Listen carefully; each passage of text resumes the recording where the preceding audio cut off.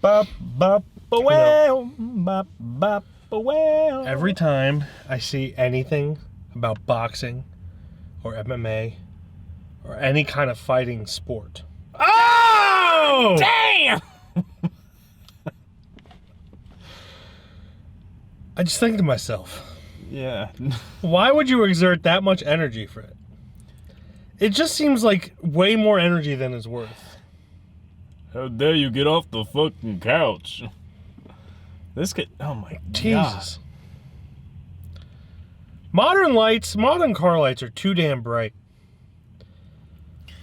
That guy can do a little tradition that we used to do in the East Coast called "Go fuck yourself." Did you hear me yet? What you gonna do? Threaten to take my breath? That was not as bad. That's much better. That's better. Yeah. Hello, everybody, and welcome to the Keystone Film Review. We just saw Creed 3, directed by Michael B. Jordan, written by Keenan Coogler. I believe he's related to Ryan Coogler, Zach Balin, and others. Based on characters. Oh, maybe not.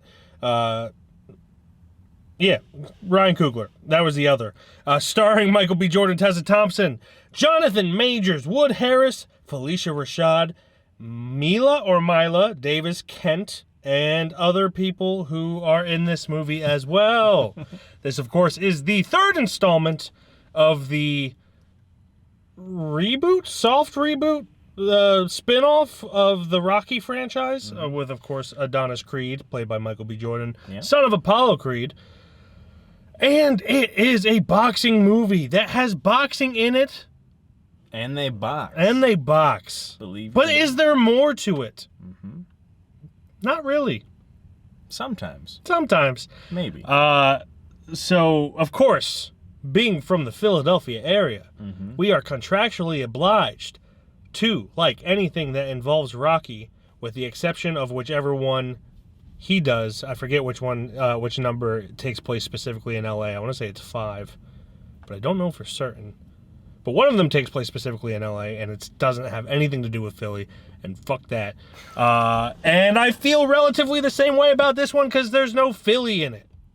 I don't really care, but ain't no goddamn Philly in it. Not even Tessa Thompson's character, who is from Philly, mentions Philly. Not that she needs to. Not that everyone from Philly. Actually, no. Everyone from Philly mentions that they're Philly at least once a day. I'd like to say I'm joking, but I'm not. You guys don't joke. You guys don't joke. But yeah, so the first one of the Creed movies I really enjoyed. Second one, it was all right.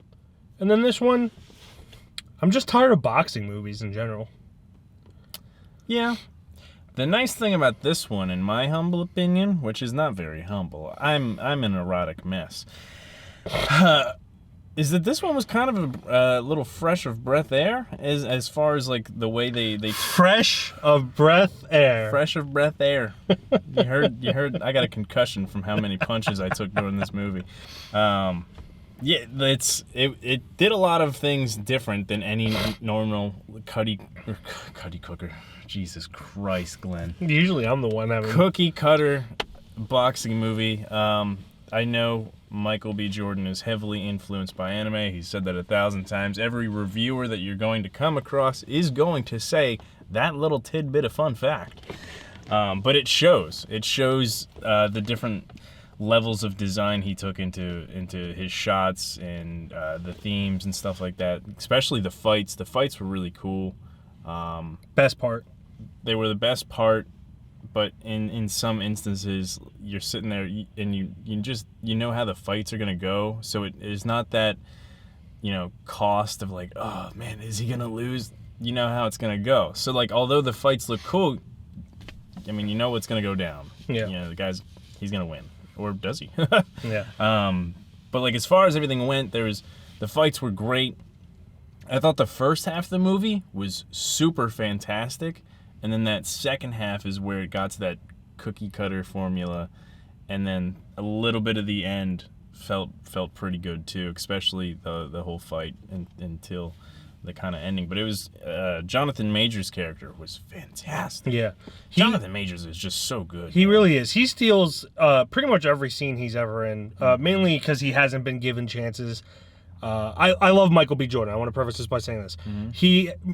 Jonathan Majors is still relatively new to the Hollywood machine. He's new, but he's had a hell of a year and a half. Yes, so far. yes.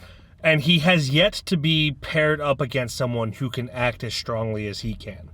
Again, Michael B. Jordan's great. Tessa Thompson's great. Everyone he acts against this is great.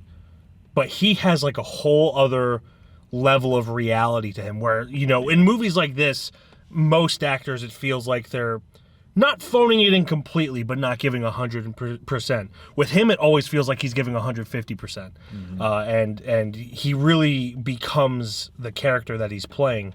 Or, obviously just feels like he doesn't literally become him. So, when he's acting, you're just reminded anytime that it's not on him that you're watching a movie, because it just kind of took me out of it. If it didn't have him in it, it would feel like sort of the last two movies. Yeah. And not a jab at those two movies. But with this, it felt like there was more story being like ready to be fleshed out. Yeah. A character that was ready to offer more than just like, oh, here's Rocky, or here's Apollo Creed's kid, or stuff like that. It would have been nice to see Rocky in this movie, at least like him just watching the fight or something like that. Yeah. Anything, but they pretty much kind of cut all ties with Philly and Rocky, and now Which is fine. Like I was joking in the beginning, it's fine. It's Yeah. becoming its own thing now. It's no longer Rocky, and it's it's not Creed. relying on the Rocky name. So Yeah. it was cool on that, but man, it would have been cool at least get just like a little scene where he's like, "Let's go, kid! You fucking good!" Yeah. Yeah, that would have been pretty cool. There was the fight at the end. Does Rocky die in the last one? I can't No, remember. he just kind of retires from it, talking to people. I wish I could do that. But there was one thing, the training montage at the end, for the end fight, kind of left me scratching my little cheekbone here a little bit, because they're talking about how, Dame knows all your moves. He's gonna be studying all your moves and stuff like that. And like it looks like they're teaching him, but it would have been cool if, I think, pardon me, not that big into the Rocky movies. One of the movies, Rocky has to switch to Southpaw, which is basically learn completely how to fight on Sure, your it's left not the movie side. Southpaw with Jake Gyllenhaal. I could be fucking up. I could have. I don't think you're fucking it up, but I could have sworn Rocky did that too. Yeah. There is just that boxing movie Southpaw with Jake Gyllenhaal. But I thought that's what they were gonna go for, because Dame was gonna be learning all his moves and stuff like that, and it just seemed like they were just retraining him how to box. Period. And I was like, oh, that's not as cool. And then I thought we were gonna see some moves that he would have learned new things and then saw those moves. We didn't. It was just a training montage, like a regular thing. I am a firm believer in. I believe. Oh, I want to check this first. I believe this is his directorial debut, Michael B. Jordan. I think so too. I am a firm believer that if you are an actor who wants to direct, you should make your first movie without being in it. At least not being in it as the main character, because you have to focus on so much as a director that something is gonna fade one way or the other. And I felt like his performance in this wasn't as good as the previous movies. I feel like his character's always been like that the last three movies. Though. This one felt different. Like it felt very overly rehearsed. Like he rehearsed beforehand and then didn't deviate at all. Didn't respond to his fellow performers the way that... Like there wasn't as much emotion there? Yes, it didn't feel as natural as the previous ones. And while this is visually a strong film, and he definitely focused on that, I feel like his performance in this, while not bad, I want to really enforce that. It's not bad. It's just very rehearsed and very... It would have been nice to see him on par with Jonathan Majors. Yes, yeah. Because it really just seems like, this thing that they went through is very traumatic for both of them. And he never really feels like he really regrets what happened. It's just kind of like, oh, I'm saying these things. And Michael B. Jordan's a great actor. We've seen him in the first Black Panther, Fruitvale Station. He's in all these great movies where he's fantastic, and I know he can do it. But in this, it felt like he was too distracted by the directing, which I guess if you're going to do it, focus on the directing more than the acting. Yeah. Especially for a big movie like this where the acting's not 100% the main thing. But I am a firm believer, and even Ben Affleck did this. The first movie he directed, he's not in it at all. And now he puts himself in it. But it's just... Directing is just a whole other monster. It kind of feels the directing and trying to keep up with his physique and then the acting. He was a busy boy. Yeah, definitely. But the weakest part of this to me is the writing. It all felt very like, oh, this happens, then this happens, and this happens. It didn't flow that well, in my opinion. There were some things that happened that were unclear or made massive jumps for it to just appear. There was some dialogue that wasn't very logical. I can't remember what it is exactly. I could be wrong about this, but I'm pretty sure Adonis Creed owns the gym that he trains in, and then at one point Wood Harris's character tells him to not come to the gym. It's like, you can't tell the owner of the gym to not come to the gym. But then again, maybe Duke owns it. Duke owns it. I honestly don't know. But that's where my head was at. And that could be on me for not, watching the first two ones before watching this. Yeah. But there are definitely... And that's the only one I can remember. There were other things in that where it's just like, okay, I'm not so sure that makes sense. And then, with Jonathan Majors being the bad guy in this, I was kind of rooting for him the majority of the time. Yeah, the guy was a fucking dick, but he was a dick, but he was 100% justifiable. justified in his anger. He was abandoned not only by his family but also his friend. And was he angry? Yes. Was he overreacting in a way? Yeah, but completely justifiable. And maybe if they were closer, Michael B. Jordan could have been like, calm down a little bit. But they weren't that close. He's down, friend. So yeah, the majority of the time, I just kind of felt like he was in the right, even when he was being a major asshole. And in the end, with the last fight, when they're saying that Michael B. Jordan's the underdog, it never felt like that either. Yeah. Mainly because we all know how it was going to end. But they just kept talking about how Michael B. Jordan's an underdog because he's retired. He hasn't done it in a while. Jonathan Majors had one fight. At least in the movie, he had one fight. They might have had more off screen, but they didn't show it. So as far as the audience knows, he had one fight, and he's undefeated. Yeah. How is he the favorite if he's had one fight and one win? That's circumstantial, in my opinion. So, yeah, I don't know. It just made a lot of leaps like that. Didn't really focus on the story as much as I would have liked it to. Yes, I know it's a boxing Rocky-esque movie, but I think that other Rocky movies, especially in the Creed franchise, the first Creed is fantastic. Second one makes more sense. It makes a lot of sense for what it is. It's silly a little bit, but it makes sense. And then this one was just like, we're just going to jump to things so we can get this movie going, which is fine, but, I had my nitpicks with it. Yeah. I think visually it's really good. Yeah, visually the fight scenes are great. Jonathan Majors is great. The little girl's adorable. There's some other thing. I know you're going to love hearing this from two white people, but there's some culture in this movie, and it was really, really nice to see. Yeah. It's just super fucked up. No, there was a lot of great music. Even the end credit, we were fucking jamming to it and singing it off screen as well. I don't even remember it now. Yeah, now that we say it, and I don't want to try to replicate it and sound like a fucking dickhead. Bop bop well, bop bop well.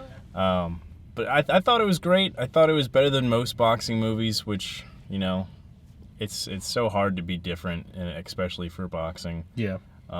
There's parts of this where you try to compare it to Warrior just because the characters felt like that. They kept saying they're brothers. Yeah. And Jonathan Majors' character Dame kind of felt like Tommy, Tom Hardy's character. Yeah. Without Warrior's such a good fucking movie. without the military experience and all Yeah. that. But Warrior's fantastic, and you try not to compare boxing movies, but you cannot help. It's just Warrior's not even a There's- boxing there's- movie; it's MMA. yeah, but that too. But like the structure is the same. Yeah, the structure's it's practically the same. Mm-hmm. But we're not comparing it. I don't remember fucking anything about 2. I'll be honest, I barely remember anything about 1. I thought this was great. I should have refreshed myself. Yeah, but I remember thinking the guy who played Drago's son, or Draco Malfoy's son, as I called him before the movie. I remember thinking he's pretty good I'm pretty sure he's also just a boxer, but he was pretty good in that role. And it had some of that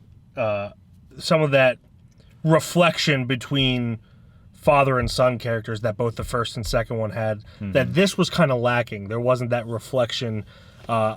In my opinion, in Creed 1 and 2, that's the best part, is these two older retired boxers kind of living vicariously through their Draco Malfoy, Drago, through he's through his son, and then with Rocky through Creed, of course. And I feel like this was kind of missing that dynamic. there's just it's not. There's no stakes. There's no stakes. It just doesn't like the whole character of Dame is great, but there's Yeah, what's going to happen at the end of it. There's no stake at the end. yeah.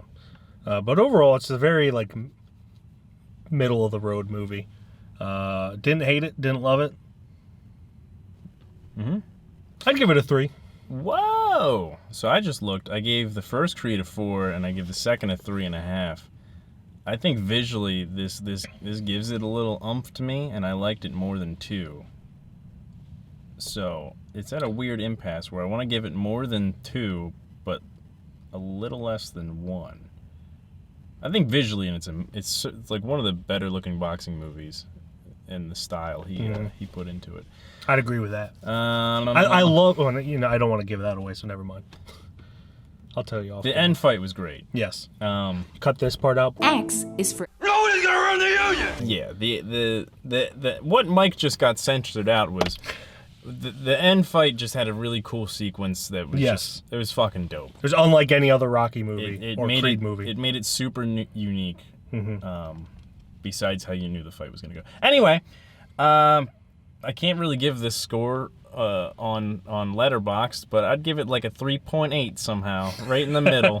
Yeah, I'd give mine a 3. So it would probably be closer to a 4. Let's just say 4 for the Letterboxd. Yeah. But for here, 3.8. I don't remember much of the second one, but I do remember, liking the emotional aspect of that. This is definitely visually better, but lacking the emotional aspects, which is why I'm kind of giving it the same score that I gave 2, which is a 3. It's the only reason I'm not giving it a straight up 4, at least on here. Sadly, I have 2 on Letterboxd. But yeah, there we go. So that's what we thought of Creed 3. Tell us what you thought down below. Did you miss Philly? There was a serious lack of cheesesteaks in this movie. Adrian! I miss Philly so much. Yes, but tell us down below in the comments, and we will see you in the next video. Bye-bye. Goodbye. Tschüss!